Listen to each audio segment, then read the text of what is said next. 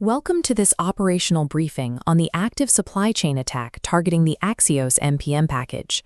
Threat actors recently compromised maintainer accounts and injected a malicious dependency directly into the build pipeline. Because Axios is central to so many web architectures, this creates immediate risks for remote code execution, credential theft, and lateral movement across your internal network. This impact tree outlines our focus today. The compromised package introduces two critical risks: lateral movement within your systems and a regulatory breach. To resolve this, we will execute three objectives: detect your exact exposure, remediate the infrastructure, and file the mandatory notification with the CSSF. For financial entities operating under Luxembourg oversight, isolating the technical threat is only half the job. The incident response remains open until the legal reporting obligations are fulfilled. Look at this timeline showing the exact window of compromise. If your environment ran an NPM install on March 31, 2026, between 0021 and 0325 UTC, you are at high risk. Check your CI/CD logs. Threat actors targeted Axios versions 1.14.1 and 0.30.4. Any installation of those versions within that 3-hour window means your system pulled the malicious plain crypto.js payload, specifically version 4.2.1, into your environment. Warning tone. Do not assume you are safe simply because the package was never executed in a live production setting.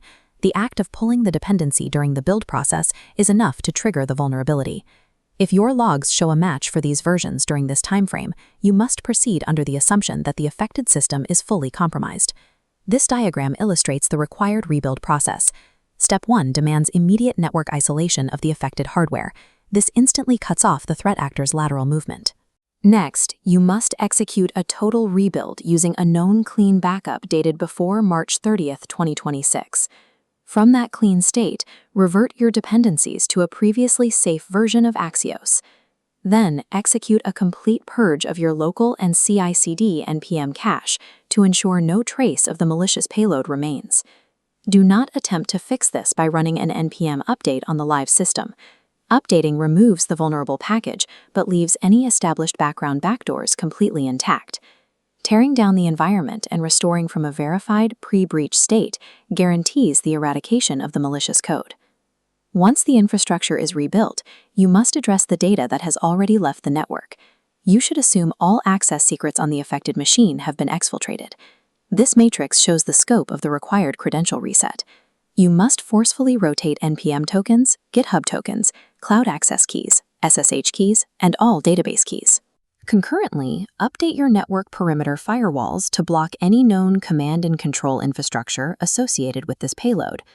To harden the environment against future compromises, enforce multi-factor authentication across all developer accounts and administrative access points.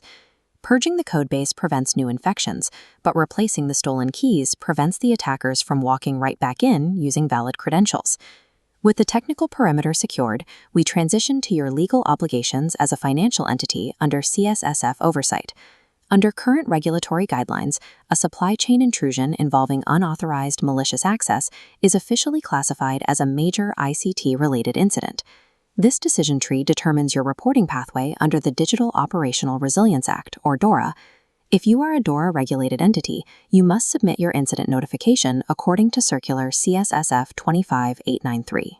Other supervised entities not covered by DORA must submit under Circular CSSF 24847.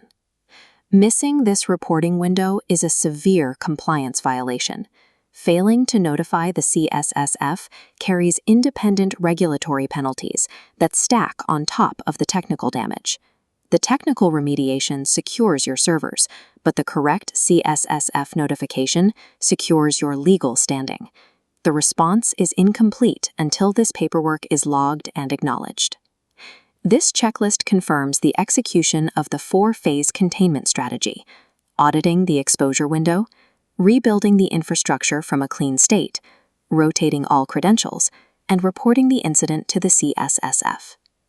Moving forward, maintain continuous monitoring of your network traffic. Watch your logs closely for any residual anomalous activity or lingering communication from command and control beacons. Following these specific protocols halts the lateral movement inside your system and satisfies the strict compliance requirements of the Luxembourg financial regulator.